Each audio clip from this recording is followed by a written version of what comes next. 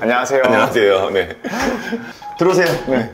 안녕하세요. 자기소개 한번 부탁드려도 될까요? 네. 얼굴 살이 많은 사람, 살이 적은 사람, 붓는 사람, 처지는 사람, 그런 사람들의 얼굴을 관리해서 얼굴을 작게 만들고 얼굴을 갸름하게 만드는 얼굴살 수술하는 병원을 하고 있는 이하영 원장입니다. 지금 이 집은 어떤 집이에요? 아크로스홀 포레스트라는 아파트이고요. 네. 제가 혼자 살고 있는 집이라서 평수가 그렇게 크진 않아요. 혼자 살기에 가장 적합한 38평의 아파트입니다. 혹시 한번 집 구경 한번 시켜줄 수 있으세요? 저희 집 네. 여기가 이제 현관. 현관이고 여기 이제 중문이 있어가지고 네. 공간 분리를 할 수 있는 그런 현관이고요. 네. 들어오시면 제 안방이 바로 앞에 있어요. 그래서 이게 안방이에요? 네. 술 먹고 바로 들어갈 수 있게끔. 네.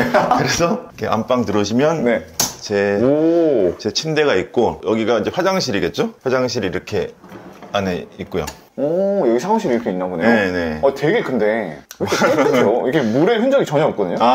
저희 집 아주머니가 참 열심히 관리를 잘 해주셔가지고. 네. 다 이렇게 관리해주신 아주머니가 계세요? 네네. 아파트 이렇게 관리해주신 분들이 계세요. 아파트예요? 아파트 관리비에 포함되어서 네. 이제 청소하신 분들 매니저님이 오셔가지고 일주일에 원하는 만큼 뭐 한 번, 두 번, 세 번 이렇게 관리하신 분들이 계세요. 세안하고 네. 화장하는 그런 공간. 이게 화장대구나. 네, 화장대 공간이고 여기는 여기 옷장 이렇게 다 있고. 옷장이 근데 생각보다 그렇게 크지가 않네요. 이렇게 다 있어요. 그래서 옷장이 그렇게 크지 않기 때문에 네. 저는 그 집을 들어오자마자 인테리어를 해가지고 네. 드레스룸을 따로 만들었어요. 원래 이 아파트가 방이 두 개밖에 없더라고요. 네. 그래서 불편해가지고 드레스룸을 거실에 만들었어요.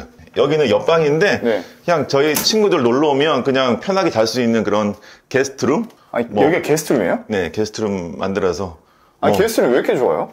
저도 가끔 여기서 자요. 잘 때도 있고 여기 빔 프로젝트가 있으니까 네. 여기 영화 틀어놓고 가끔 여기서도 자고. 영화 어떻게 들어요? 네. 편한 게 네. 화질도 되게 좋아가지고 이 벽에 싸도 화질이 좋아요? TV를 따로 살 필요가 없더라고요. 네. 그래가지고 뭐 지금 낮인데도 되게 밝잖아요. 네. 또 이렇게 당기면 이게 늘어나더라고요. 커지고 이렇게 해가지고 괜찮다. 딱 보면 딱 좋더라고요. 그래서 이게 좀 밝아서 조금 화질이 어두워 보이는데 불을 잠깐만 끄더라도 잘 보이니까 여기서 이렇게 영화 보면서 잘 때도 있어요. 지금 이거 직접 그리신 거예요? 제가 요즘 취미로 네. 미술을 시작해가지고 네네. 하나씩 그리고 있어요. 이 시는 뭐예요? 저희 어머니가 네. 그 작년에 돌아가셨는데 돌아가시기 전에 쓰신 시예요. 그래서 제가 이거를 시를 좀 이렇게 액자에 넣어가지고 가끔 이렇게 기분이 좋아지죠. 제가 쓰고 있죠. 여기가 거실이에요? 여기는 거실. 여기는 거실인데 여기가 주방이고 네. 뭐 거실하고 약간 분리까지는 아니더라도 네. 이 아일랜드 식탁을 둬가지고 조금 분리된 느낌을 줬고 이 식탁도 사실은 별게 없었는데 제가 요리를 하는 걸 좋아하는데 여기서 서울 숲을 보면서 요리한 느낌이 참 좋더라고요. 직접 요리를 하세요? 네. 그러다 보니까 이 후드도 설치를 하고 여기에 인덕션도 설치를 하고 이 아래 저기 냉장고도 다 이렇게 설치를 했어요. 이 냉장고요? 네, 냉장고예요. 왜냐면 여기서 바로 꺼내서 이렇게 요리를 하니까 되게 편하더라고요. 항상 이렇게 요리를 하다가 이렇게 해보자 싶어서 여기를 다 바꾼 거예요. 한번 봐볼게요. 이 관점. 여기서 요리를 하다가 앞에 서울숲이 바로 보이네요. 뚫려 있으니까 요리할 때 되게 답답함이 없어요. 와, 진짜 좋다. 즐겁게 요리할 수 있는 그런 공간. 원장님이시잖아요. 바쁘잖아요. 네네. 요리할 시간이 있으세요? 근데 혼자 살면 요리를 안 하면 매일 뭘 시켜 먹잖아요. 건강이 되게 안 좋아지는 거야. 그리고 되게 삶이 즐겁지가 않아가지고 요리를 하기 시작했어요. 작년만 해도 저희 어머니 살아계실 때는 주말마다 엄마 집에서 밥을 먹었는데 이제 밥을 못 먹으니까 집밥이 참 그리워가지고 내가 해 먹어야 되겠다 싶어가지고 요리를 배웠어요. 그래서 요리를 직접 해 먹는데 너무 좋아. 원래 이 아파트에 처음에 그냥 디폴트로 나와 있는 그런 아일랜드 식탁이 별로 안 예쁘고 기능이 별로 없었거든요. 서랍만 있고. 근데 그걸 다 바꿨어요. 그냥 새로 다 고쳐버리고? 네네, 새로 다 고쳐가지고 냉장고를 넣어버리고 뭐 이렇게 전자레인지 넣을 수 있는 공간, 그리고 인덕션 뭐 이런 걸 다 바꾼 거죠. 우리 38평대에는 이런 그 세탁기도 원래 작은 게 들어가 있었는데 이런 것도 다 바꿨어요, 사실. 원래 이 집에 들어왔을 때 얼마짜리였어요? 그때 분양가가 18억이었나 19억이었나? 궁금해서 그러는 건데 요즘 이 아파트는 얼마나요? 지금 뭐 팔린 게 없어서 시세를 잘 모르겠는데 최근 부동산에서 전화가 왔어요. 원장님 얼마에 내놓으실 거냐 해서 한 50억? 파실 생각 있으신 거예요? 없죠. 그 말은 안 판다는 이야기죠. 그리고 여기도 사실은 거실이었는데 제가 말씀드린 대로 제가 드레스룸이 없어가지고 그냥 이걸 만들었어요. 이게 원래 없던 거예요? 원래 없던 거예요. 이 공간이 없었는데 이걸 만들고 거실하고 드레스룸을 분리시켜 버렸어. 어떻게 생겼어요? 드레스룸 한번 보시면. 네, 들어가 보시죠. 그래서 이렇게 해서 그냥 거실인데 거실에 그냥 이 드레스룸 공간을 넣어버렸어요. 그러니까 와. 공간 효율도 잘 되고. 눈에 띄는 게 다 약간 명품이 되게 많네요. 아, 제가 어릴 때 못 살아가지고 네. 인생의 후반전은 비싼 것만 입자 딱 마음 먹었기 때문에 네. 싼 거 안 사려고 마음 먹었어. 아, 그 전까지 명품을 전혀. 몰랐어요. 전혀 몰랐어. 갑자기 생각이 바뀌었어요. 어떻게 그런 생각 갑자기 들었던 거예요? 아니 갑자기 들었어요. 생각이 내가 만들어서 생각이 나타난 게 아니잖아요. 네. 갑자기 생각이 떠오르잖아요. 갑자기 그렇게 살아도 될 것 같다라는 생각이 떠올랐어. 그러면 그러면서 그때 떠올랐을 때 가장 먼저 샀던 명품이 뭐였어요? 그게 루이비통. 아. 저희 어머니랑 매장에 가서 엄마 가방 사러 가자. 그러니까 엄마가 뭔데 이러길래 루이비통이라는 가방이 있다. 그래서 엄마 모시고 가서 가방을 사드렸죠. 그게 40세 때 제가 처음 샀으니까 한 8년 전? 네. 근데 그때 처음으로 엄마도 루이비통이라는 브랜드의 가방을 저랑 같이 매장 가서 사셨죠. 전혀 명품을 모르셨어요. 저희 어머니도 되게 가난하게 사셔가지고 네. 명품이라는 거를 모르고 처음에 그 루이비통 가방 샀을 때도 그게 한 200만 원이었는데 엄마한테는 그 택에 공짜를 하나 가려서 보여주고 샀어요. 못 사게 할까 싶어가지고. 아. 엄마 그래도 이거 20만 원짜리다라고 하니까 그래 사자. 이 비싼 거를 그래 사신 거예요. 우리가 막 명품을 막 엄청 들고 다니면 네네. 졸부다, 네네. 뭐 중국인도 아니고 막 네네. 명품 도배하지 마 이런 네네. 부정적인 시선이 많잖아요. 네네. 그런 거는 뭐 신경 안 쓰이세요? 뭐 그렇게 말하는 사람들은 그렇게 네. 말해도 되죠. 근데 내가 아니면 되는 거지. 오. 나는 굳이 뭐라 그럴까 부자처럼 사는 게 아니잖아요. 네. 부자니까. 나는 그런 생각해. 부자처럼 사는 사람들은 그렇게 하면 욕을 들어 먹는데 부자들은 그렇게 해도 돼요. 주변 사람들하고 모임이나 그런 자리를 갔을 때 뭐 이런 거 들고 갔다 해서 야, 너 이런 거 왜 들고 다니냐? 이런 사람 아무도 없어. 하영아 어디서 샀니?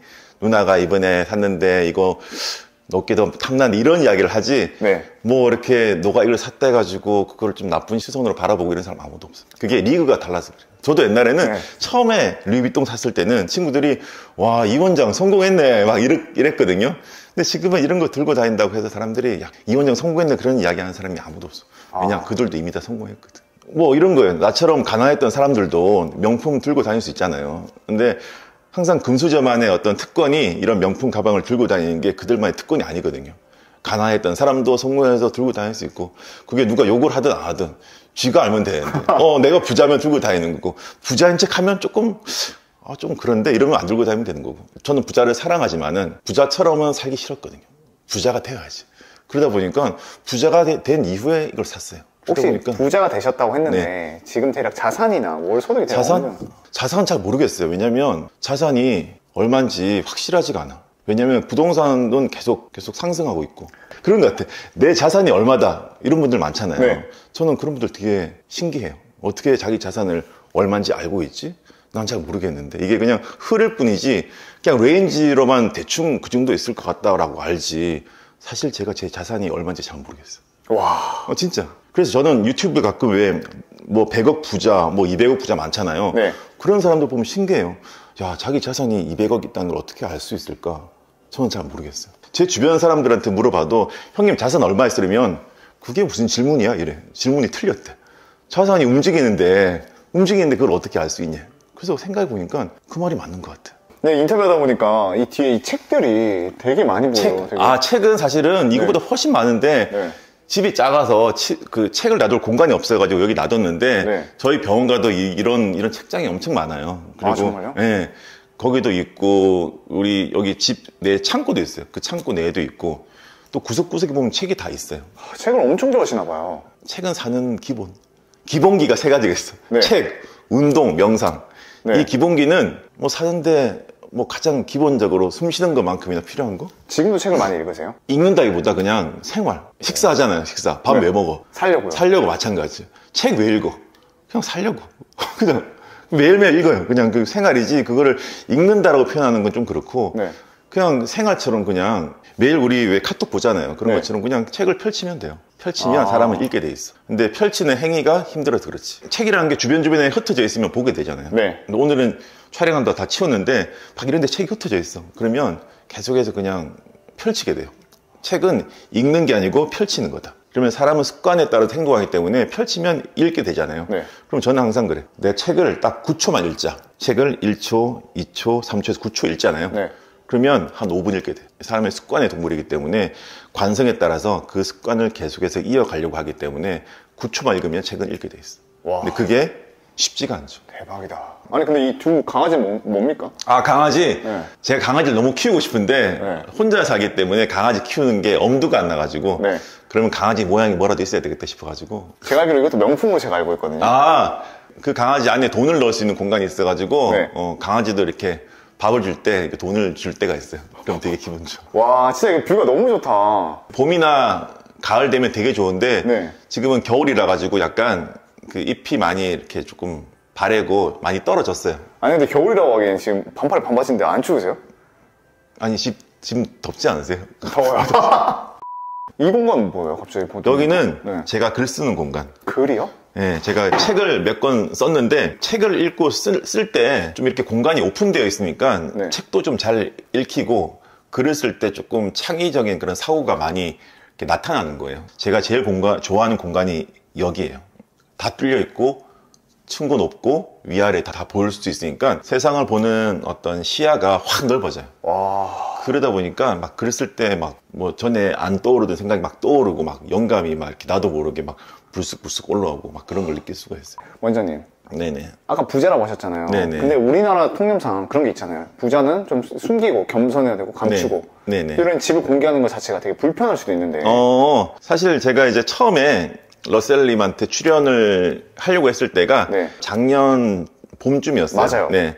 그때 제가 이런 생각했어요. 저희 어머니가 좀 아플 때셨는데, 아, 우리 어머니가 살아온 그런 삶의 궤정이나 그런 지혜를 좀 남겨두면 좋겠다 싶어가지고, 그때 사실은 이제 저랑 엄마랑 같이 출연해가지고 이런저런 이야기를 하려고 사실은 그때 신청을 했어요. 근데 어머니께서 작년 5월 달에 돌아가시는 바람에 이런 출연을 고사를 한 거죠. 그리고 좀 잊고 살다가 갑자기 대표님이 메일을 주셔가지고 혹시나 기회가 되면 한번 출연을 해주셔가지고 이야기를 좀 해주세요. 그러길래 아 그러면 어떤 돌아가신 어머니에 대한 어떤 선물이라든지 그분의 DNA를 가지고 자란 제가 어떤 삶을 펼쳐냈는지를 좀 남겨두면 뭐 저에게도 의미가 있고 돌아가신 어머니에 대한 선물도 되겠다 싶어서 출연을 하게 된 거예요. 그래서 뭐 네. 제가 여기서 뭐 제가 어떻게 살고 있고 부자다 이런 자랑을 하려고 나온 건 아니고 사실은 하늘에서 보고 계신 우리 엄마를 위해서 내가 이렇게 잘 살고 있습니다 라는 거를 알려드리기 위해서 남겨놓기 위해서. 그럼 혹시 앉아서 이제 네네. 같이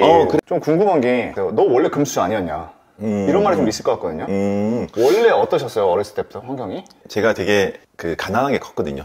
이게 뭐 가난이라는 게 여러분이 생각하는 그 정도의 가난이 아니라 정말 힘들게 자랐어요. 요즘 뭐 가난에 대해서 사람들이 이런 데서 방송도 많이 하고 뭐 그런 걸 스스로에 대한 마케팅을 하는 연예인 분들도 계신데 저는 그 가난이라는 단어를 들으면 자신을 포장할 수 있는 그런 미덕이라든지 가난을 어떤 뭐 지금 잘 사니까 어떤 겸손의 표현으로 쓰기보다는 가난은 정말 잔인한 단어예요. 생각하기 싫을 만큼 잔인한 단어이기 때문에 옛날을 생각하면 되게 약간 끔찍해요. 도대체 얼마나 가난했길래? 저희 집은 따뜻한 물이 안 나왔어요. 따뜻한 물이 안 나오면 그 냄비에 데워가지고 그거를 처음에 세안을 하고 세안한 물로 머리를 감고 머리를 감은 물로 발을 씻고 그게 순서였어요. 그런 다음에 똑같은 순서로 차가운 물로 세안을 하고 머리를 헹구고 그다음에 발을 헹궜어요. 이거를 지금 생각하면 아무것도 아닌데 그때는 얼마나 힘들었냐면 아침마다 엄마가 제일 처음 하는 일이 저를 깨우고 냄비에 물을 끓였어요. 이 뜨거운 물을 가지고 그 찬물과 비율을 못 맞추면 항상 손에 화상을 입거나 머리에 화상을 입거나 이런 일들이 굉장히 비일비재했어요. 세안을 할 때도 너무 추워서 패딩 옷을 벗을 수가 없어. 그래서 항상 옷을 입고 세안하고 머리 감고 발을 씻고 했어요. 네. 가난의 색깔과 온도가 있어. 가난은 회색이야, 회색. 왜요? 항상 저는 가난을 생각하면 집안에 그 벗겨진 시멘트 있잖아요. 벽지가 벗겨지면 시멘트 가루 같은 게 떨어지는 그런 흔적이 있는데 그걸 딱 보면 가난이 생각나요. 저에게 가난은 회색. 그리고 가난은 영하 18도요. 항상 추웠어. 그것만 생각하면 굉장히 가난이 생각이 나요. 그만큼 그 가난은 잔인한 거예요, 여러분. 그래서 전 절대 돌아가고 싶지 않은 게 가난이에요. 그럼 어렸을 때 좀 가난하셨잖아요. 네네네. 근데 이제 부모님이 계셨을 거 아니에요. 네네. 아, 부모님? 네. 저는 저희 아버님이 저희 어머니하고 6살 때 이혼을 했어요. 옛날에 참 이런 말 하는 것도 되게 부끄러웠는데, 이제는 뭐, 이 나이 되니까 이야기 할 수 있는데, 그러다 보니까 6살 때 엄마랑 둘이서 살았죠. 처음에 엄마도 이제 경제 능력이 없으니까 처음 산 데가 약간 반지하 비슷한 데 살았어요. 아, 이게 집인가? 할 정도로 너무나 열악했어요. 그러다가 겨우 이제 외할아버지, 외할머니 사시는 되게 낡은 아파트인지 뭐 이렇게 주택 비슷한 데서 살았어요. 그때도 따뜻한 물이 안 나오더라고요. 그럼 되게 그때 열악한 환경에서 살았잖아요. 네, 그래서 네, 내가 의사가 돼야겠다고 결심을 했던 건가요? 그러진 않았어요. 여러분이 어릴 때 생각해 보세요. 내가 어릴 때 뭐가 돼야 되겠다? 기억 하나도 안 나죠? 기억 안 나요. 왜냐면 어릴 때 소원은 제 희망사항이 아니고 엄마가 너 나중에 뭐 되라 이런 거고, TV에서 뭐 되면 좋겠다 이런 게 나오니까 그때는 그런 생각을 한 거지, 사실 어릴 때는 뭐 꿈과 희망이 별로 없었어요. 중학교 때 배치고사라는 게 있잖아요. 네. 그걸 딱 쳤어요. 근데 그때 몇 등을 했냐면 17등을 했어요. 그러다 보니까 내가 공부를 좀 해볼까? 라는 생각을 한 거죠. 그때 처음으로 이제 ABCD를 공부를 하기 시작하고 계속해서 좀 성적을 올려나갔어요. 왜냐면 너무 가난하다 보니까 제가 할 수 있는 거라고는 공부밖에 없잖아요. 부모님의 어떤 서포트도 없고 집에 돈이 많은 것도 아니고 뭐 그러다 보니까 공부를 해야 되겠다 싶어서 그냥 공부를 그냥 갑자기 해야 되겠다 싶어서 생각한 거예요. 잘 하다가 네. 이제 대학교를 그럼 어디로 들어가신 거예요? 대학은 제가 고등학교 때 공부를 좀 잘해가지고 사실은 수능도 좀 잘 봤어요. 근데 엄마가 그러시는 거야. 아들, 너는 엄마가 너를 대학 보내줄 돈이 없다. 너무 슬프잖아요. 고3인데 성적이 잘 나왔는데 서울 가고 싶은데, 엄마 나 서울대 가고 싶어 그랬는데 엄마가 서울대 가면 뭐 학비도 많이 나오지, 생활비도 나오지, 너 기숙사비도 나오는데 엄마가 그럴 능력이 없다 그러길래, 그러면 나 그 당시에 포스텍이라는 지금 포항공대가 있잖아요. 거기를 들어갔어요. 거기는 학비도 공짜였고 기숙사비도 공짜. 그래서 처음에는 포항공대 기계과를 들어갔어요. 아, 원래 의대를 갔던 게 아니었어요? 아니에요. 네. 포항공대 기계과를 가가지고 돈 한 푼 안 들이고 졸업해보자. 그게 제 나름의 어떤 목표였어요. 엄마한테 돈 한 푼도 안 받고 제가 과외해서 생활비 벌어서 졸업해보자. 그럼 약간 뭔가 내가 인생에서 스스로 뭔가를 이뤘다는 느낌이 들 것 같은 거예요. 그럼 그렇게 해서 공대를 졸업하고 의대를 다시 간 거였어요? 공대를 들어갔는데 들어가니까 너무 재미가 없는 거예요. 이 뭐 포항대를 제가 욕하는 건 아닌데, 제가 95학번인데 그때 포항대 한 학년이 300명인가 그럴 거예요. 근데 네. 그 당시에 여학생이 10명에서 20명밖에 안 되는 거예요. 근데 우리가 꿈꾸는 그런 대학 생활 있잖아요. 여학생들하고 미팅도 하고 캠퍼스에서 막 놀기도 하고 막 기타 치면서 막 술 먹고 그런 걸 꿈꿨는데 그런 게 한 곳도 없었어. 물론 지금은 모르겠어. 근데 그때는 없어가지고 너무 재미가 없어가지고 제가 뭘 했냐면 연극반에 들어갔어요. 인생에 처음으로 엄마가 시키는 거 말고 내가 하고 싶은 걸 해보자 라고 해서 처음 들어간 게 연극반이었어요. 그래서 연극을 하면서 인생이 좀 바뀌었어. 그때 무슨 정신병원에 있는 의사였나? 그런 거를 역할을 맡았어요. 2, 3개월 동안 정말 수업은 거의 안 듣고 연극 공연 연습하고 무대 올라가서 공연하고 그런 생활로 거의 한 학기를 다 보냈죠. 공연이 끝나니까 어떤 생각이 들었냐면 내가 갑자기 의사가 된 것 같은 거. 왜냐면 2, 3개월 동안 의사의 말을 하고 의사의 행동을 하고 공연도 하고 막상 가운도 입고 그렇게 생활을 하다 보니까 나 갑자기 의사의 삶을 살아야 될 것 같은데 라는 생각이 문득 든 거예요. 그 문득 든 생각을 그냥 따라간 거예요. 20살 때요? 20살 때. 그게 1학년 2학기 시작하기 전 여름방학 때. 그럼 그 여름방학 때 재수를 결심하신 거예요? 그쵸. 여름방학 때 결심했다기보다 그냥 공부를 해볼까 싶었어요. 엄마한테 말 못하니까 그때 과외를 하면서 그 고시원을 이제 들어갔죠. 고시원을 들어가서 엄마 몰래 재수를 시작을 했죠. 그러면서 8월달, 9월달, 10월달 이렇게 공부를 해서 11월달에 시험을 쳤죠. 그게 한 번에 된 거예요? 그래서 됐죠. 어디로 그럼 대학교를 들어갔어요? 저는 그냥 실력에 맞게, 저는 부산대, 제가 부산 사람이거든요. 그래서 네. 부산대 의대에 그때 들어갔죠. 엄마 몰래 공부를 했댔잖아요. 그럼 이제 의대 합격해서 엄마한테 알렸어야 됐잖아요. 그렇죠. 엄마는 놀랬죠. 엄마는 당연히 우리 아들 포항공대 2학년 될 줄 알았는데 엄마 나 부산대 의대 1학년 됐다니까 엄마 놀랬죠. 그래서 처음엔 되게 혼냈어요. 아니 말도 안 하고 네가 왜 재수를 하고 지방대 왜 갔니? 저희 어머니는 아들이 무조건 서울대 갈 줄 알았거든. 근데 지방대 갔다니까 엄청 우셨어요 그때. 부산대 의대인데요? 그때는 얼마나 그때 막 무조건 우리 아들은 서울대 가야 된다라는 그 옛날 사람들의 그런 사고방식이 있으셔가지고 엄청 우셨어. 근데 나중에는 운만큼 더 좋아하셨어요. 나중에. 네. 아까 어머니께서 네. 보내실 능력이 안 돼서 못 갔던 거였잖아요. 대학교 서울로. 네. 근데 의대가 학비가 되게 비싸요. 저는 부산대 의대 다닐 때도 계속 장학금을 받았어요. 과외도 좀 꾸준히 하고. 그래서 되게 요즘 말로 따지면 되게 가성비 좋게 졸업을 했죠. 그럼 그렇게 졸업을 하고 이제 뭐 인턴이든 뭐든 하잖아요. 네네. 그럼 그걸 부산에서 생활을 하셨던 거예요? 아니요. 졸업을 하고 제가 처음에 우리 선배들이라든지 우리 지도 교수님께서 부산대 남아라 이랬는데 제가 그랬어요. 교수님 저는 서울 갈 겁니다. 친구들한테 나 서울 갈란다. 그러니까 왜 이런가? 나는 무조건 앞으로 서울말 쓰면서 살 거다. 그래서 서울말 쓰는 여자랑 만나서 서울에서 살 거다. 이랬어요. 근데 서울말이 안 써지더라고. 삼성의료원이라고 저 일원동 있잖아요. 네. 거기서 인턴 레지던트 하고 그 다음에 저기 공중보건의로 울산에 갔다가 서울 와서 개업해서 지금까지 열심히 승승장구하면서 잘 살고 있죠. 유일하게 홀로 계신 어머니 지금 부산에 계시잖아요. 그럼 나 네네. 혼자 이제 타지에 서울로가 되잖아요. 네네. 내가 서울에 살아본 적도 없어. 네네. 불안하지 않으셨어요? 그게- 인맥도 백도 없는데? 서울에 딱 처음 왔을 때가 2002년 월드컵 할 때였어요. 2002년 2월 28일. 그때는 KTX도 없었어. 새마을호를 타고 12시 정도에 내렸어요. 근데 내렸는데 너무 추운 거예요, 서울이. 부산은 별로 안 추웠는데 서울이 너무 춥고 딱 내렸는데 배가 너무 고파. 통장을 보니까 딱 12만 2천 원 있었어. 딱 내리니까 롯데리아가 있는데 대리버거가 너무 먹고 싶은데 이걸 먹으면 앞자리가 11만 얼마 될 것 같은 거. 근데 너무 배고픈데 먹기 싫은 거야. 돈이 아까워가지고. 내리자마자 바로 기숙사를 가서 밥을 먹기 시작했어요. 그때 어떤 생각이냐면 백도 없고 돈도 없고 인맥도 없고 아무도 없는데 야 여기서 내가 성공하면 세상에 못할 일 없을 것 같다는 생각을 했어요. 그냥 큰 마음 먹고 시작한 게 아니라 그냥 해보자 뭐 망하면 다시 부산 내려가면 되지 라는 생각 하나. 그리고 문득 여기서 성공할 수 있을 것 같은데? 라는 생각 하나. 세 번째는 기숙사에서 라면을 끓여 먹는데 너무 맛있는 거야. 그래서 그냥 라면 맛있으니까 그냥 내일 또 그냥 이런 거 먹으면서 지내보지? 라는 생각 하나. 그냥 그렇게 시작을 한 거예요. 그럼 그렇게 버티다가 이제 개업을 했잖아요. 네네. 근데 제가 알기로 병원을 개업하려면 꽤 많은 돈이 들어간다고 네네. 하거든요. 저는 개업을 할 때 모든 걸 다 빚으로 시작했어요. 왜냐면 생각해보세요. 제가 집에서도 가난하고 어머니도 혼자 사시는데 제가 그때 결혼한 것도 아니고 서포트 해줄 사람이 아무도 없는 거예요. 유일하게 서포트 해주는 곳이 은행.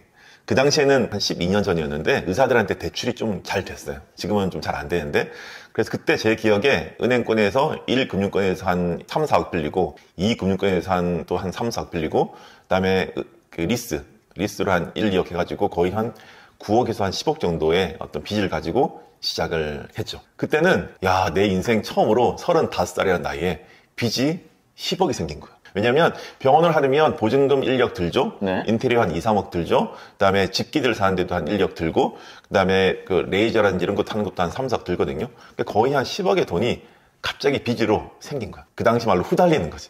그래서 와, 나 이거 못 갚으면 진짜 서울역 가야 되겠다. 아니면 진짜 마포대교 뛰어들어야 되겠다. 그런 마음으로 매일매일 일했어요. 그때는 주 5일이 아니라 주 8일 일주일 내도록 일하고 마치고 또 환자 있으면 가서 또 수술하고 그런 식으로 거의 한 1년 넘게 일을 했죠. 10억을 빌렸을 때 어머니께서 말리지 않으셨어요? 엄마는 몰랐죠. 아, 어머니도 몰래? 모르죠. 저는 항상 무슨 일을 할 때는 엄마 몰래 했어요. 아니, 말하면 걱정할 거고, 네. 엄마 걱정한다고 인생에 달라질 게 하나도 없잖아요. 그래서 이야기를 안 했어요. 돈을 어느 정도 갚고 병원이 안정된 이후에 엄마한테 이야기했어. 엄마, 나 사실 한 2년 됐는데 개원해서 돈 잘 벌고 있다. 그러니까 엄마 서울 오셔도 된다. 그때 이야기를 했죠. 그때까지만 해도 어머니께서는 원장님이 개업을 한 줄도 몰랐고 그냥 페이닥터 하고 네네 월급 받고 지내는 줄 알고 계셨죠. 개원을 하셨잖아요. 네네. 어찌됐건 내가 병원장이 돼서 해본 적이 네네. 한 번도 없는데 네네네. 그 리스크가 상당히 컸을 것 같거든요. 그렇죠, 맞아요. 그냥 해보지 뭐라고 할 수는 없을 것 같은 게 내 인생을 거는 건데 맞아요. 그만큼 자신이 있었던 거예요? 어떻게 생각하면 자신의 일하기보다 그냥 좀 잘 될 거라는 느낌이 있었어요. 제가 좋아하는 말이 있어요. 미래를 알 수 있는 그런 알미 있으면 세상에 못할 게 하나도 없어. 근데 그때는 어땠냐면 내가 한 10년 후에 되게 성공한 개원이의 삶이 눈에 보이는 거예요. 그리고 그 알미 있었어요. 그렇게 될 것 같다. 사실은 마포대교 뛰어들어야 되겠다는 걱정보다는 나 10년 뒤에 되게 잘 살 것 같은데 어떡하지? 그런 두근거림이 있었어요. 그 두근거림을 따라가니까 성공하는 것 같아요. 오히려 걱정거리를 따라가면 인생에 되게 불행하게 펼쳐지는데 내 삶이 잘 될 것 같은 그 설렘을 따라가면 인생이 되게 성공적으로 펼쳐져요. 정말 내가 최고로 많이 벌어봤다. 진짜 돈 이렇게 내가 벌 수 있는 사람이었어? 라고 했던 그 금액이 있었었나요? 돈이라는 거는 제 노동으로 버는 것보다 사실 돈이 벌어주는 부동산이 올라갔을 때가 더 많이 벌었어요. 요즘 뭐 유행한 말이잖아요. 노동소득보다는 자산소득이 더 빨리 올라갈 수밖에 없다는 거는 제가 부동산에 한 10년 전에 입문하면서 알게 된 사실이에요. 저는 모든 노동소득을 자산을 늘리는데 다 썼고 이 자산이 나도 모르게 더 커지는 바람에 제가 부자가 된 거지 노동으로 부자가 된 게 절대 아니에요. 여러분 맞벌이 하시잖아요. 맞벌이 왜 해요? 빨리 벌어서 빨리 성공하기 위해서. 저도 맞벌이 하는데 저는 부동산을 하고 있어요. 저희 건물과 저희 아파트와 저희 오피스텔과 함께 자산을 늘려나가고 있는데 제가 버는 것보다 이 부동산이 더 똑똑하고 더 잘 벌어. 그러다 보니까 나도 모르게 더 많이 벌리는 거지, 제 노동으로 벌면 어떻게 되냐? 국세청에서 다 가져가요. 그렇기 때문에 많이 벌 필요가 없어. 제 버는 소득의 한 60%를 뺏기잖아요. 여러분 100원 벌면 60원 다 가져가요. 종소세 45%, 지방세 4.5%, 그러면 거의 50% 날라가죠. 건강보험료 한 8% 내거든요. 그럼 거의 한 60% 내는 거예요. 그러면 한 100원 벌면 60원 나라에 바치면 40원밖에 안 남잖아요. 그 소득은 정말 자산을 일구는데 시드를 만들거나 금융소득을 보완하기 위해서 써야지 네. 자산을 만들기 위해서 쓰는 돈이 아니에요. 흙수저에서 이렇게 올라와서 이제 부자가 되었잖아요. 네네. 본인 입으로도 부자가 되었다고 했는데 네네.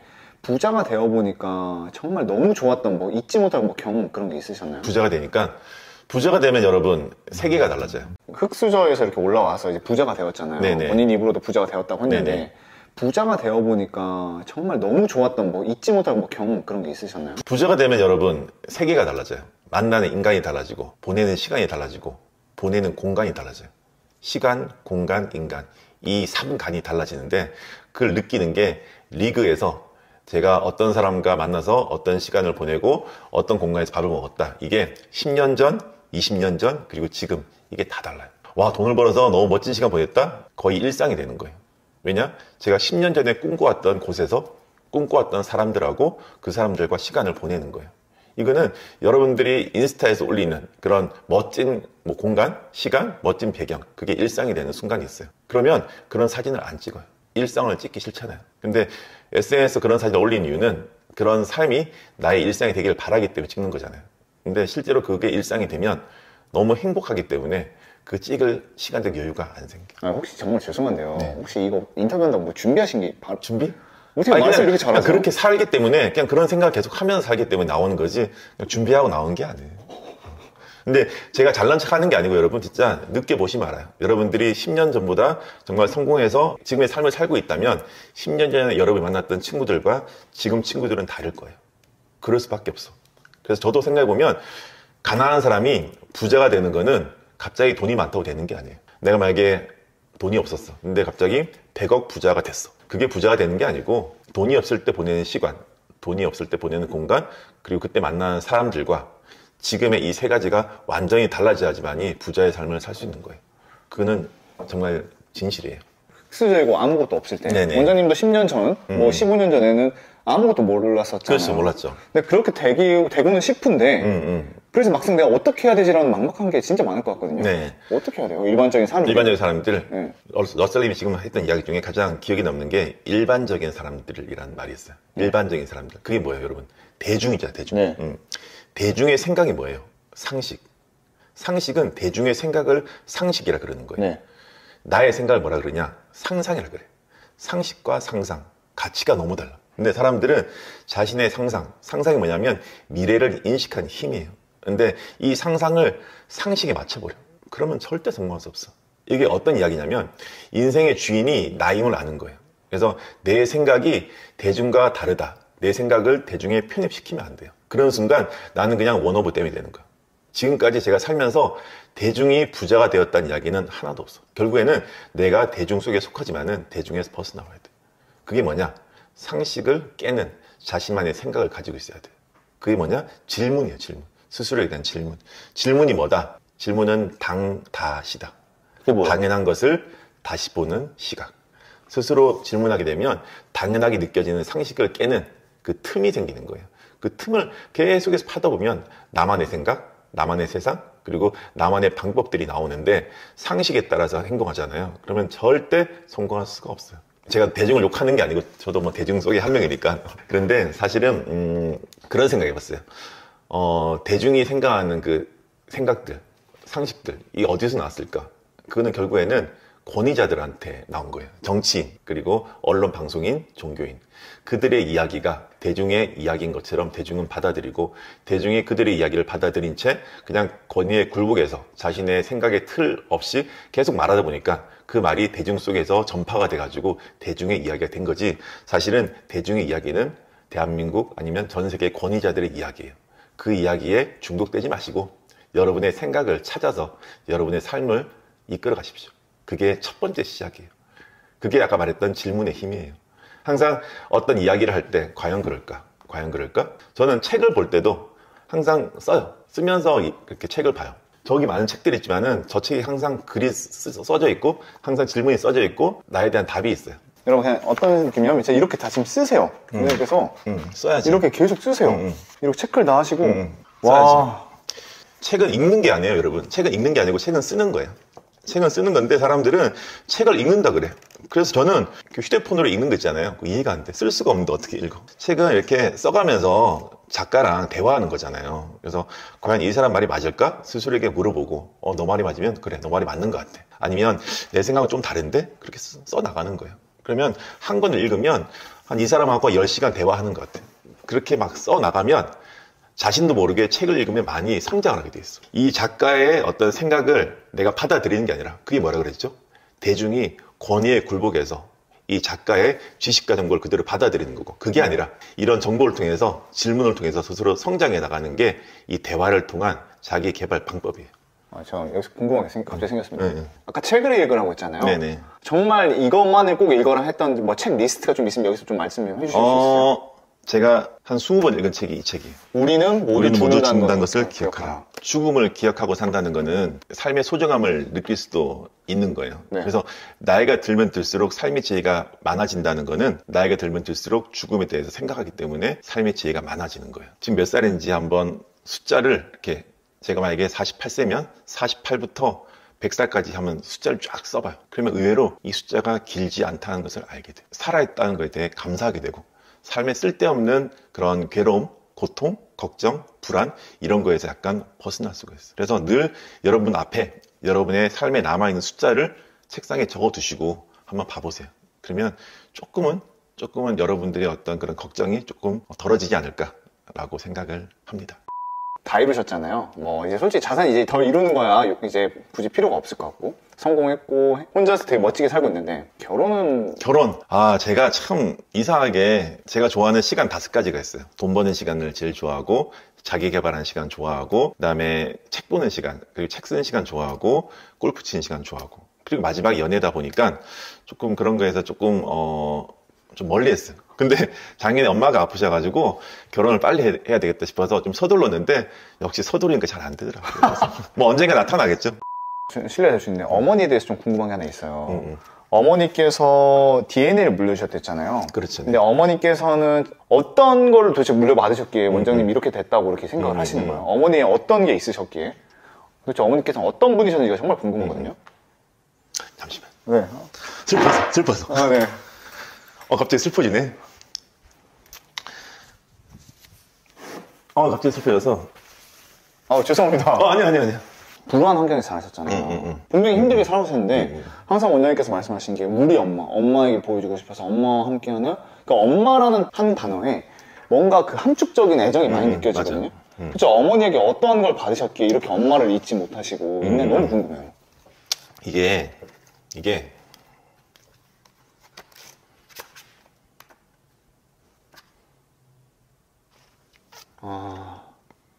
아이고. 못하겠어. 진짜. 죄송해요. 못하겠어. 이게 원장님 이제 어머니께서 쓰신 이제 책이네요. 시인인데. 이제 나이가 이제 올해로 48인데 아직까지도 이 눈물이 컨트롤이 잘 안 돼. 올해 늙으니까 이게 감정적으로 더 왔다 갔다 하는 것 같아. 인간은 어쩔 수가 없는 것 같아. 네. 솔직히 원장님은 도대체 여기서 통해서 더 얻을 게 없어요. 그러니까 어머니께 알려주고 싶다고 했는데 굳이 안 해도 되거든요. 누군가는 이럴 것 같아요. 야, 너가 진짜 부자인데 뭐 이유가 있는 거 아니야? 그런 생각도 할 수 있고, 또 제가 원장님 보면 느끼는 건데 뭔가 약간 좀 신선 같다는 좀 느낌이 있어요. 신선? 네. 뭔가 득도했다. 뭔가 돈이 많아서가 아니라 뭔가 나 이제 더 이상 뭐 아쉬울 게 없어. 그런데 약간 뭔가 왜 그런 느낌이 자꾸 들까요? 러셀님이 가장 존중하는 사람이 누구예요? 나는 20살의 나를 가장 존중해요. 왜냐면 20살의 내가 고시원에 살면서 그렇게 열심히 안 살았다면 제가 없을 거 아니에요. 그러다 보니까 그 애를 가장 존중해. 왜냐면 걔가 어떻게 공부했는지, 어떻게 생활했는지를 내가 가장 잘 알거든. 고시원에서 어떤 밥을 먹고 어떤 라면을 먹고 몇 시에 일어나서 어떻게 살았는지를 알기 때문에 걔를 가장 잘 알기 때문에 가장 존중해. 그래서 저는 어디 가서 항상 그래. 누굴 가장 존중하냐? 20살의 나다. 그러면 앞으로 인생을 살아갈 때, 제가 70대고 80대였을 때 다시 한번 생각해 봤을 때 나는 누굴 존중하냐? 48세의 나를 존중한다라는 말을 하고 싶어서 지금 찍는 거예요. 그래서 지금을 남겨놓으면 나중에 한 20년, 30년 지나면 아, 내가 아기 때 이런 생각을 했구나. 참 그때 괜찮았네 라고 되돌려 생각하면 괜찮을 것 같아서 남겨두는 거예요, 사실은. 제가 그때 뭐 치매가 걸릴 수도 있고 제가 어떻게 될지 모르잖아요. 아, 나 48세도 되게 잘 살고 있었구나라는 그런 뿌듯함을 얻기 위해서. 부족하지만 네네. 이제 좋은 분들을 많이 만나고 저보다 다 앞서서 달려가신 분들을 만나고 있거든요. 네네네. 근데 전 그분들이 그 정도로 레벨이 되면 행복할 줄 알았어요. 네네. 근데 뭔가 되게 쫓겨 살고 뭔가 가면을 많이 쓰는 것 같고 그렇게 내가 생각했던 거 이상으로 돈을 많이 벌면 행복할 줄 알았는데 그래 보이진 않거든요. 근데 원장님은 약간 좀 막 심적으로 그런 게 별로 없어 보이세요. 그게 이런 것 같아요. 돈을 버는 이유가 있을 거 아니에요. 왜 돈 버세요? 행복해지고 싶어요. 행복해지고 싶어서. 첫 번째 저는 돈을 번 이유가 부족하지만 네네. 이제 좋은 분들을 많이 만나고 저보다 다 앞서서 달려가신 분들을 만나고 있거든요. 네네네. 근데 전 그분들이 그 정도로 레벨이 되면 행복할 줄 알았어요. 네네. 근데 뭔가 되게 쫓겨 살고 뭔가 가면을 많이 쓰는 것 같고 그렇게 내가 생각했던 거 이상으로 돈을 많이 벌면 행복할 줄 알았는데 그래 보이진 않거든요. 근데 원장님은 약간 좀 막 심적으로 그런 게 별로 없어 보이세요. 그게 이런 것 같아요. 돈을 버는 이유가 있을 거 아니에요. 왜 돈 버세요? 행복해지고 싶어요. 행복해지고 싶어서. 첫 번째 저는 돈을 번 이유가 부자 되려고 했어요. 그냥 단순하게 부자 돼서 잘 살아야지. 여러분 부의 정의가 뭔지 아세요? 부라는 사전적 정의가 뭐냐면 넉넉한 생활이 부야. 그 넉넉한 생활을 꿈꾸기 위해서 저는 부자가 되고 싶었고 그래서 부자들이 사는 아파트에 살고 있는 거예요. 아까 제가 말씀드린 넉넉한 생활이라는 게 생활이 뭐죠? 내가 어떻게 살아왔고 어떻게 살고 있고 어떻게 살 것인가가 생활이잖아. 근데 그 어떻게가 뭐지? 영어로 how잖아. 네. 그 how가 합쳐진 게 바로 하우스예요. 그래서 하우스는 여러 가지 의미를 담고 있지만은 제가 알고 있는 하우스의 의미는 하우스의 어떤 함축된 의미가 하우스예요. 그래서 어떻게 살아왔고 어떻게 살아갈지를 집에 살고 있으면 많이 느껴요. 그게 부의 느낌이에요. 제가 왜 좋은 아파트 살까? 좋은 아파트 살면 풍요로움을 느낄 수가 있어. 결국 제가 부자가 되고 싶었던 이유는 풍요를 얻기 위해서 부자가 된 거예요. 돈을 벌어서 부를 쌓고 부를 쌓아서 풍요를 얻기 위해서 점점 상위 가치를 위해서 올라가는 거예요. 그냥 단순하게 돈을 벌고 싶다가 아니라 돈을 벌어서 부자가 되고 부자가 돼서 풍요를 얻고 싶다. 풍요의 뜻이 뭐냐? 사전적 의미는 넉넉함이에요. 넉넉한 마음을 가지기 위해서. 그래서 요즘은 제가 좀 부자로 살다 보니까 마음이 넉넉해졌어요.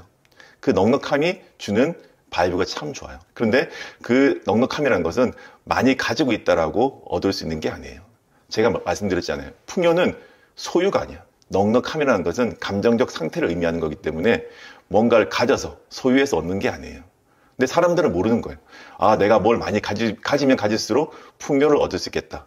전혀 다른 개념이에요. 소유할 수 없는 것을 소유하려고 하다 보니까 소유는 안 되고 소유욕만 남는 거예요. 그래서 사람들은 뭘 소유해서 풍요를 준다?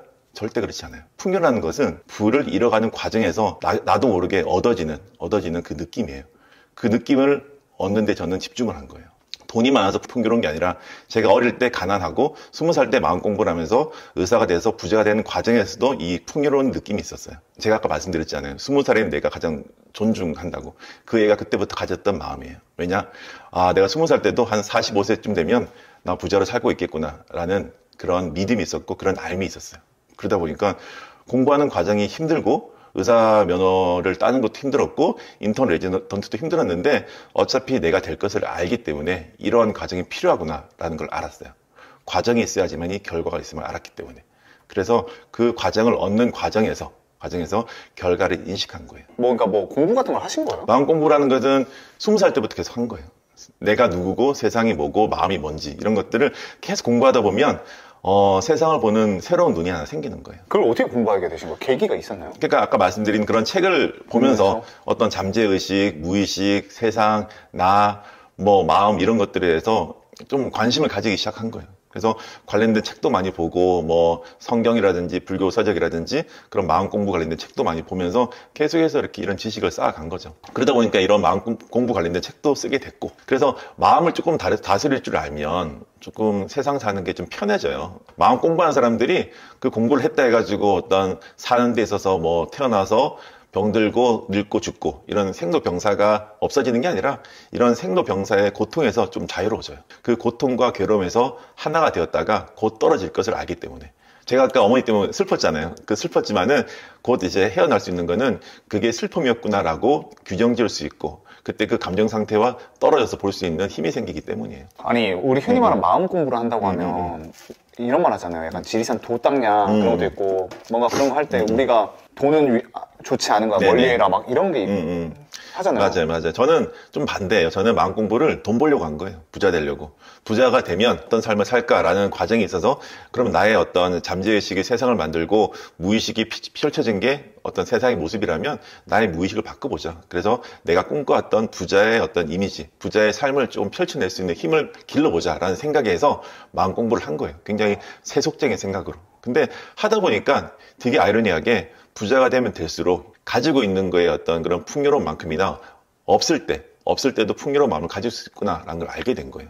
그래서 가난하다 해서 풍요로움 못 느끼는 게 아니라 가난하더라도 풍요의 마음을 가질 수가 있어요. 왜냐? 곧 부자가 될 걸 안다면. 아니까. 만약에 제가 타임머신을 타고 한 30년 전으로 돌아갔어. 나로 돌아가서 만난다면 야, 20살인 하영아, 너 지금 힘들지만은 너가 25년 뒤에 부자가 될 거야 라고 말하면 알고 있어. 뭐 이렇게 말할 것 같아. 와. 왜냐면 그때 잘 될 걸 알고 있었어요. 뭐라 그럴까? 미래에 대한 강력한 믿음이 아니라 그냥 미래에 대한 알미예요. 믿으려고 억지로 애쓰는 게 아니라 그냥 그렇게 될 것 같은 알미라는 느낌이 있었어요. 믿는다는 거는 억지로 애쓰는 거잖아요.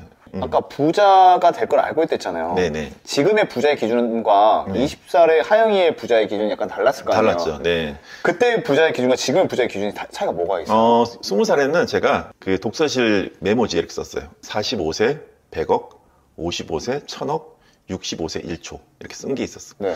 그거를 그래도 한 1, 20년 가지고 다녔던 것 같아요. 그 당시에 제 부자의 기준은 45세에 100억 되는 거. 달성하셨나요? 그거를 한 3세? 42세? 그때 이뤘죠. 왜냐면 그때는 이런 게 있었어요. 제가 35살 때 개원하고 10억 빚을 지고 시작했잖아요. 네. 그때도 다시 한번 썼어요. 45세 100억, 55세 1000억, 65세 1조. 그리고 제가 한 43세까지 네이버 패스워드가 45세 100억이었어요. 늘 나의 생활의 일부로서 그걸 느끼는 거예요. 그러다 보면 억지스럽지 않고 매일 치다 보면 45세 100억이 그냥 일상이 되는 거예요. 그럼 그게 습관처럼 생각이 떠오르는 거예요. 아, 나 45세 100억 되겠지? 뭐 그렇게. 그러면 되게 빨리 펼쳐지는 거예요. 이게 뭐 또라이 소리가 아니라 여러분, 론다 버니 쓴 시크릿에 나오는 내용인데 그런 것들을 조금 생활에 좀 접목을 시킨 거예요. 제 나름대로. 그러다 보니까 나도 모르게 나의 무의식에 45세 100억이라는 그 문구가 딱 각인이 돼버리니까 빨리 이루어지는 거예요. 야, 대변 그러면 원장님 지금 부자의 기준이 대한민국에서 뭐 자산 얼마, 네네. 뭐 소득 얼마, 막 이런 네. 그 기준이 있잖아요. 원장님이 지금 보셨을 때 진짜 부자의 기준이 뭐라고 생각을 하세요? 돈으로 봤을 때, 자산으로 봤을 때? 모르는 게 기준 같아요. 실제로 제가 만난 부자들은 자신의 자산이 얼마인지 몰라요. 아는 사람은 부자가 아니야. 자기 자산이 얼마인지 모르는 사람들이 부자인 거예요. 왜냐? 자산은 계속 늘어나거든. 그리고 그 늘어나는 속도가 자신의 생각보다 훨씬 빨리 늘어나요. 그래서 자산이라는 것은 속도라는 거지 결정된 수치가 아니에요. 제가 어릴 때 가난할 때는 제 자산이 얼마인지 알 수 있었어. 네. 왜냐? 제가 가지고 있는 예금이 얼마고 제가 낸 전세 보증금이 얼마고 늘어나지 않는 돈이잖아요. 그쵸. 그거는 정확하게 알 수가 있어. 근데 자산이 늘어나면 그 정도의 속도를 말할 수밖에 없는 거지 결과값을 수치를 말할 수 있는 게 아니에요. 제 주변에 정말 뭐 조단위 몇 조를 가진 사람들은 보면 형님 자산이 얼마입니까? 그러면 그건 질문이 아니라 그래. 질문이 틀렸대. 네. 자산은 늘어나는 건데 순간적으로 잘랐을 때 그 값은 알 수가 있는데 시간이 흐르듯이 자산도 늘어나는 거기 때문에 알 수는 없대요. 원장님이 그 축구로 치면 하브리그에서 이렇게 올라가셨잖아요. 그렇죠. 그래서 이제 상당히 높은 티어까지 올라가셨잖아요. 네네네. 갈 때마다 나보다 더 잘 나가는 사람들이 리그에 있을 거 아니에요. 그렇죠. 지금도 있겠잖아요. 그렇죠. 지금 내가 여기 살고 있는 30평대 되면 좀 위에 60평대 살고 있는 사람도 있고. 그럼요. 상대적으로 뭔가 박탈감? 전혀 그렇진 않아요. 왜냐면 제가 뭔가 결핍이 있고 풍요가 있잖아요. 네. 제가 아까 풍요로운 삶을 산다 그랬잖아요. 네. 그럼 제 마음속에 항상 풍요만 있을까? 그렇지 않아요, 여러분. 사람은 왔다 갔다 하는 거예요. 어떨 때는 결핍도 느끼고 결핍이 있기 때문에 풍요를 느끼는 거예요. 제가 어릴 때 가난했기 때문에 지금 부자의 삶이 펼쳐지는 거예요. 어릴 때 부자로 태어난 금수저들 왜 불행할까요? 가난해 주는 이 결핍감을 모르기 때문에 이상한 짓을 하는 거예요. 저는 가난해 주는 결핍감을 알아요. 그렇기 때문에 돈이 주는 풍요로움을 더 잘 느낄 수가 있어요. 돈이 주는 여유로움, 뿌듯함, 풍요로움 이런 것들은 원래 그런 결핍이 없는 사람들은 못 느끼는 거예요. 굉장히 불행한 거예요. 와. 그래서 저는 어릴 때 가난했고, 물론 지금도 돈을 잃을 때도 있고, 돈을 뭐 사기당할 때도 있는데, 그럴 때 어떤 생각하느냐, 없어진다고 해서 슬픈 게 아니라 곧 나에게 더 큰 게 돌아오겠구나라는 생각을 하는 거예요. 돈이 나가는 거에 대해서 그렇게 슬프지가 않아. 근데 대중들은 어떤 생각을 하냐, 돈에 대해서 두려움이 있어. 쉽게 말해서 맞아요. 돈을 벌 때 너무 힘들고, 돈을 가지고 있으면 이걸 잃지 않을까 좀 두렵고, 맞아요. 그다음에 돈을 쓸 때는 아깝고 네. 불안해. 저는 어떠냐면 돈을 벌 때 감사해.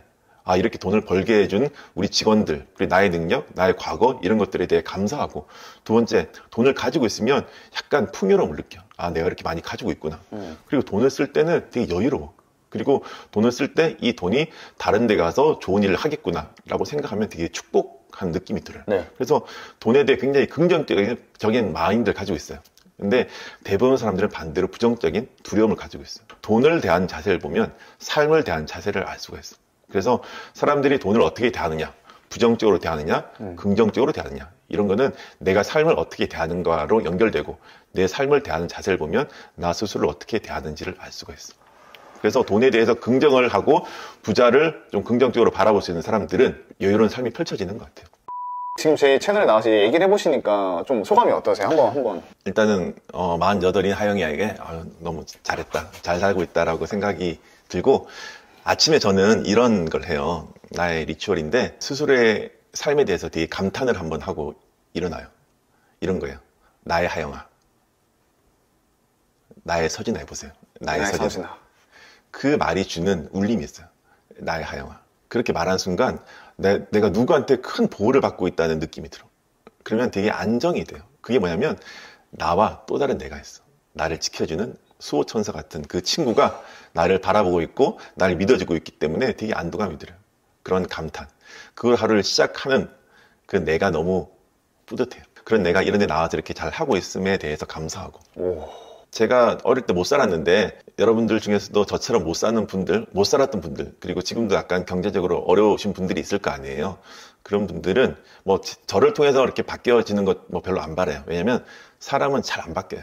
그리고 뭐 제 채널, 이 채널 봐서 내가 왜 안 바뀌었을까 자학할 필요도 없어. 잘 안 바뀌기 때문에. 근데 정말 바뀌길 원한다면 기본적으로 기본기를 쌓으세요. 아까 제가 말씀드린 책 읽고 운동하고 명상하고 이 기본기를 쌓고, 두 번째는 마음 공부도 좀 해보시고, 그리고 세 번째는 너무 인생을 열심히 살려고 할 필요는 없어. 인생은 충실히 살면 돼요.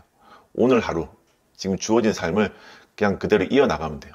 이어나가되 어떻게? 즐겁게. 세상을 즐겁게 바라보고 나도 즐거운 감정을 가지고 살면 그런 굿 바이브가, 제가 뭐라 그랬어요? 삶에 대한 관점이 결국 돈에 대한 관점이고, 삶을 긍정할 때 돈도 긍정하게 되어 있어요. 그러면 내가 돈을 좋아하면 돈도 나를 좋아하게 되어 있어. 그러면 돈이 따라오게 되어 있어요. 와. 아무튼 좋은 말씀 기억하시고 여러분들 인생이 좀 바뀌었으면 좋겠습니다. 다시 한번 제 채널에 출연해서 너무 감사합니다. 아, 네, 감사합니다. 아니, 정말 이런 저의 이야기를 해줄 수 있게끔 해주신 우리 러셀님께 감사드립니다. 감사합니다. 이제 근데 어디 가시는데 이렇게 화려하게 가세요? 뭐 화려하다기보다 그냥 미술학원을 요즘 다니거든요. 네. 올해 저의 버킷리스트 중에 하나가 작가도 돼봤는데, 네. 화가가 돼볼까? 이런 생각이 들어가지고. 화가요? 화가, 뭐 그림을 좀 그리고 싶어가지고 네. 미술학원을 가는 길이에요. 원래 대부분 다 그림을 사버리시잖아요. 근데 왜 그림을 안 사서 그리세요? 그냥 그림을 그리는 그 시간이 되게 집중도 되고 몰입도 되고 그렇더라고요. 그래서 2시간이 되게 행복해요. 사람이 몰입하면 행복하잖아요. 네. 근데 저는 수술할 때 되게 몰입하는데 그 몰입의 시간만큼이나 그림 그릴 때 몰입하더라고요. 그림이 참 좋은 것 같아요. 그래서 마음의 어떤 그런 설레임이 그림이라면 그 그림을 문자로 쓰는 게 글이고, 그거를 약간 그려주는 게 그림이잖아요. 글과 그림과 그리움은 똑같은 것 같아요. 안녕하세요. 안녕하세요. 네? 아니, 이렇게 이웃 주민들끼리도 인사하세요? 인사하죠. 서로 모르시잖아요. 그래도 인사하죠, 뭐. 근데 참 이런 것 같아. 제가 어릴 때 못 살 때는 있잖아요. 네. 거기 사람들 인사를 잘 안 했었는데 네. 이게 되게 편견인지 모르겠는데 네. 좋은 아파트 사면 살수록 거기 있는 어린애들이 인사를 하더라고요. 아, 그래요? 나도 따라하게 됐어. 아, 그게 참- 애들이 하는 걸 보고 따라하게 보고 된 거예요? 따라했어. 그게 참 이상한 것 같아. 그게 참 뭐라 그럴까. 제가 아까 말씀드린 그 뭐 풍요로움의 넉넉함 그것 때문인지 모르겠는데 네. 평균적으로는 인사를 하는 사람들이 좀 많은 것 같아요. 그런 사소한 게 또 차이가 있긴 있나 보네요. 그러니까 뭐 인사하고 뭐 일상에 대해 감사하고 이런 것들이 그냥 뭐 이렇게 드러나는 것 같아요. 근데 지금 아까 아이 얘기 나왔잖아요. 예. 원장님도 부모님이 좋은 부모가 되고 싶다. 그런 생각. 그런 생각 하고 있죠. 그런 생각을 하고 있기 때문에 언젠가 네. 펼쳐질 거라는 것을 알고 있어요. 아. 언젠가. 언젠가. 혼자만의 생각을 이야기한 것 같아가지고 네. 저랑 생각이 다르다 해가지고 그게 뭐 잘못된 생각? 그런 것도 아니에요. 그냥 그들만의 생각이고 저는 다른 생각을 이야기했을 뿐이고 제가 아까 너무 대중에 대해서 나쁜 이야기를 했나? 그런데 저도 대중 중에 한 명이고 단지 그 대중 속에서만 살지 말고 대중을 벗어나서 자신만의 생각을 좀 가졌으면 좋겠다는 생각에서 말씀을 드린 거니까 뭐 오해는 없었으면 좋겠습니다. 아, 네, 알겠습니다. 원장님, 감사합니다. 네, 그래. 들어가시죠. 네, 들어갈게요. 네.